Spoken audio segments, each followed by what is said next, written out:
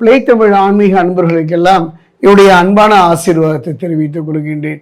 Play தமிழை பொறுத்த வரைக்கும் தொடர்ந்து சோழி பிரசுரத்தின் மூலமாக ஒவ்வொருவருடைய கிரக பயிற்சியுடைய பலாபலங்களை எல்லாம் இறையருளாலும் குருவர்களாலும் உங்கள் நலன் பொருட்டு சொல்லி வந்தாலும் கூட ஒரு அற்புதமான ஒரு நிகழ்வு, அதாவது சனி பயிற்சி. கிரகங்களில் 3 கிரகத்தினுடைய பயிற்சியை நாம் சந்தித்தோம். அதாவது பார்த்தீங்கன்னா ஏற்கனவே நம்ம சனி பகவானுடைய பயிற்சியை பார்த்தோம். அதுக்கு அடுத்தபடியாக நாம் சந்திக்க போக வேண்டியது குரு பகவானுடைய பயிற்சி. குரு பகவானுடைய பயிற்சி பார்த்தீங்கன்னா திருக்கணித பிரகாரம் பார்த்தீங்கன்னா ஜூன் மாதம் 2ஆம் தேதி பயிற்சி ஆகிறார். அதே நேரம் வாக்கிய பஞ்சாங்க பிரகாரம் பார்த்தீங்கன்னா மே மாதம் 26ஆம் தேதி. இடைவெளி குறுகியாக இருந்தாலும் கூட இந்த பயிற்சி ஒரு அற்புதமான ஒரு மாற்றத்தை தருமானா கண்டிப்பாக தரும். சொல்லியிருக்காங்க இல்லையா பெரியவங்க, குருவின் பார்வை கோடி புண்ணியம் தரும், குரு பார்க்க கோடி பாவம் தீரும். அந்த குருவினுடைய பார்வைக்கு அவ்வளவு சிறப்புங்க. இருக்கும் இடத்தை விட பார்க்கின்ற பார்வைக்கு வல்லமை அல்லவா. அந்த வகையில் பார்க்கும் பொழுது திருக்கணித வாக்கிய பிரகாரம் நான் சொன்னாலும் கூட சனி பகவானுடைய பயிற்சியும் சேர்த்தே சொல்ல வேண்டும். ஏன்னா ஒரு வெள்ளம் மாறி அலை அடித்தாலும் கூட அதை தடுத்து நமக்கு நற்பலனை தர கர்மாவுக்கு ஏற்ற பலனை தரக்கூடியவர் யாருன்னா சனி பகவான் தானே. அந்த வகையில் சனி பகவானை பொறுத்த வரைக்கும் 3, 7, 10 அவருடைய பார்வை. இப்போ சனி பகவானுடைய பார்வைன்னு எடுத்துக்கிட்டிங்கன்னா அவர் மீனராசியிலிருந்து அவர் பார்க்கின்றார்.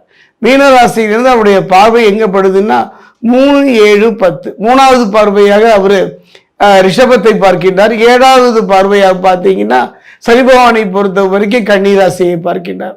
அதுக்கு அடுத்ததாக பார்த்தீங்கன்னா அந்த ஒரு பார்வை, அந்த 10வது பார்வை பார்த்தீங்கன்னா 3, 7, 10. அந்த வகையில் பார்க்கும் பொழுது சனி பகவானுடைய பார்வை நமக்கு எந்த விதமான பலனை தரும் என்று நம்ம எல்லாம் இப்போ பார்த்துக்கிட்டு தானே இருக்கோம்.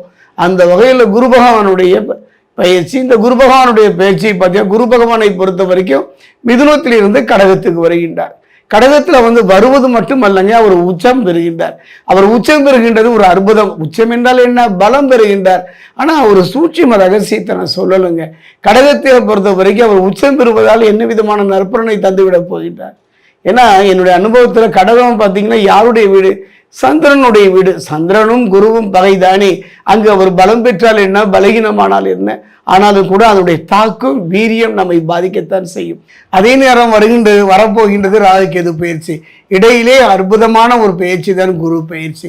இந்த பயிற்சி நாம் வாழ்வில் ஏதாவது நன்மை தராதா என்ற கலங்கிருக்கின்றவர்களுக்கெல்லாம் ஒரு அற்புதமான ஒரு கலங்கரை விளக்கம் தான் இந்த குரு பகவான் பயிற்சி என்பதை விட குரு பகவானுடைய பார்வைக்கு தான் வல்லமை அதிகம். அந்த குரு பகவானுடைய பார்வை என்று பார்த்தீங்கன்னா 5, 7, 9 குருவின் பார்வை முழுமையாக பெற்றுவிட்டாலும் முழுமையான பலனை அடைந்து விட முடியாது. மற்ற கிரகனுடைய இருப்பையும் வைத்து பார்க்க வேண்டும். அந்த வகையில் 2026 குரு பயிற்சியோடு சனி பகவானுடைய இருப்பையும் வைத்தே நான் சோழி பிரசன்னம் சொல்கின்றேன். அந்த வகையில் பார்க்கும்போது கைக்கு எட்டியது வாய்க்கு எட்டாமல் போவதற்கெல்லாம் காரணம் இந்த 2 கிரகங்கள் தான். அந்த வகையில் பார்க்கும்போது 2026 குரு பயிற்சியை பொறுத்த வரைக்கும் எவ்வாறு இருக்கும் துலாம் ராசிக்கு என்பதை பார்ப்போம்.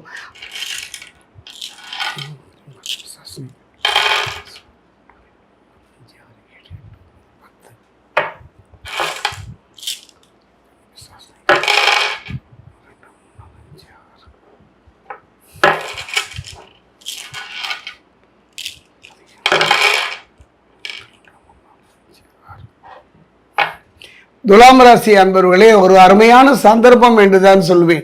சனி பகவானை பொறுத்த வரைக்கும் துலாம் ராசியை பொறுத்த வரைக்கும் எந்த விதமான பாதிப்புகளை தந்தாலும் கூட, அதாவது கொஞ்சம் உடல் ரீதியான சில பாதிப்புகளை தொடர்ந்து தந்தாலும் கூட, மருத்துவம் சார்ந்த சில பாதிப்புகளை தந்தாலும் கூட, எவ்வளவுதான் சம்பாதிச்ச அத்தனையுமே மருத்துவம் சார்ந்து ரோக குருவாகத்தான் அவர் பலன் தந்து கொண்டிருக்கின்றார். இந்த காலகட்டத்தை தான் குரு பகவானுடைய பயிற்சியை சந்திக்க போகின்றார்கள் துலாம் ராசிக்காரர்கள். துலாமை பொறுத்த வரைக்கும் 10ல் தொழில் குருவாக அமைகின்றார். ஒரு மனிதனுடைய பார்த்தீங்கன்னா தொழிலுங்க, அவனுக்கு அந்த தொழில் மட்டும் சிறப்பாக அடைந்து விட்டால் மற்றதை பற்றியெல்லாம் கவலையே பட வேண்டாம். புருஷ லட்சணம்னு சொல்லுவாங்க. தொழில் அரசு துறையில் வேலை செய்பவர்களுக்கு ஒரு அற்புதமான ஒரு யோக காலம்.